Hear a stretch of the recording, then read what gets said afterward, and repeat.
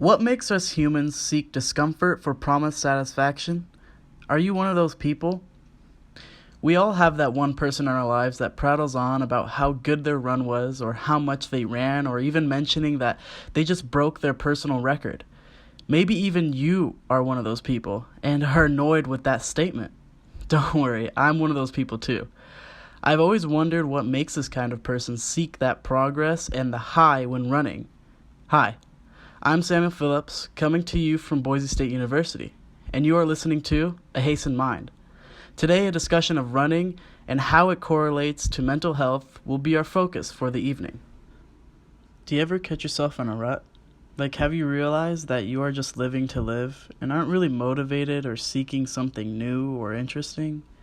If I were to make a guess, I would say yeah. You have as well as me, and I'm sure a lot of other people too.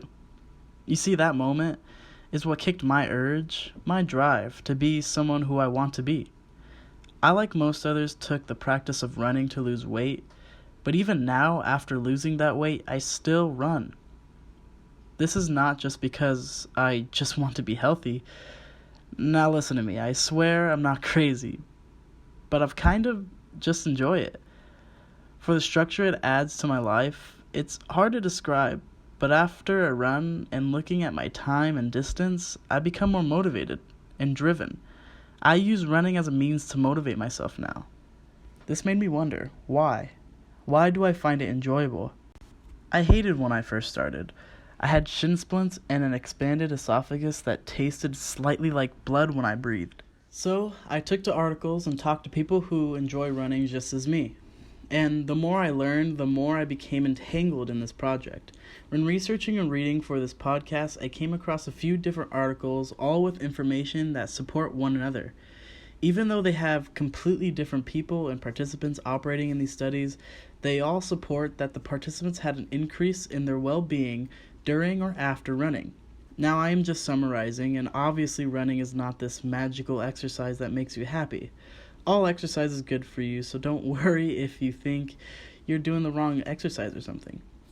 For example, in the article Within-Person Relationships Between Recreational Running and Psychological Well-Being by author John Nislek, the researchers found that when participants of a race logged their progress towards a goal after their training runs, they had an increase in well-being. In the article, The Role of Running Involvement in Creating Self-Sufficiency for Homeless Individuals Through a Community-Based Running Program by authors Yue Inoue, Daniel Funk, and Jeremy Jordan, the researchers found that over a period of a month within the program, an increase of running involvement and higher levels of self-sufficiency within the participant was recorded. Now this brings me to my lovely conversation with Tara Woodward. My name's Tara, and I am a master's student studying health promotion and prevention here at Boise State, and I am in my second year of the 2-year program, and I am a graduate assistant at Bronco Fit. So, and I work a lot on projects related to food and the other dimensions of wellness. But yeah, I enjoy running. I'm not like a serious runner or anything, but it's something I do multiple times a week and enjoy doing. When I relayed the information in Nislek's article and asked her opinion of it, she replied with this statement. I can say personally that I know I feel more motivated and more satisfied when I get home and see how far I've run when it's longer than I expected, or when I've hit that milestone that I'm looking for.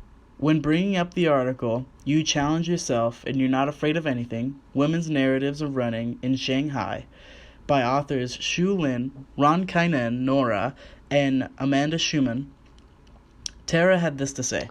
I think when you feel capable and strong and, when for achieving something physical and mental, I think that that helps boost our self-esteem, right?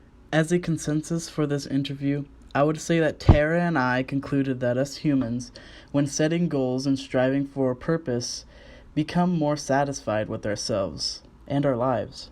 So when someone runs and takes a few seconds off their last mile and notices that improvement, they gain something more than just a few seconds on a mile. Through structure, we become more self-sufficient, and through goals, milestones, or just the feeling of running, we experience a feeling of self. My interview and research allowed me to realize why it is as humans put ourselves through discomfort. It's so that we can see ourselves improve and change into someone we like to see every day. It is so that we can be satisfied with ourselves and live as we want to. Now, before I go, I would like to give a big thank you to Tara for allowing me to interview her and everyone that helped me get here. Thanks for watching A Hastened Mind.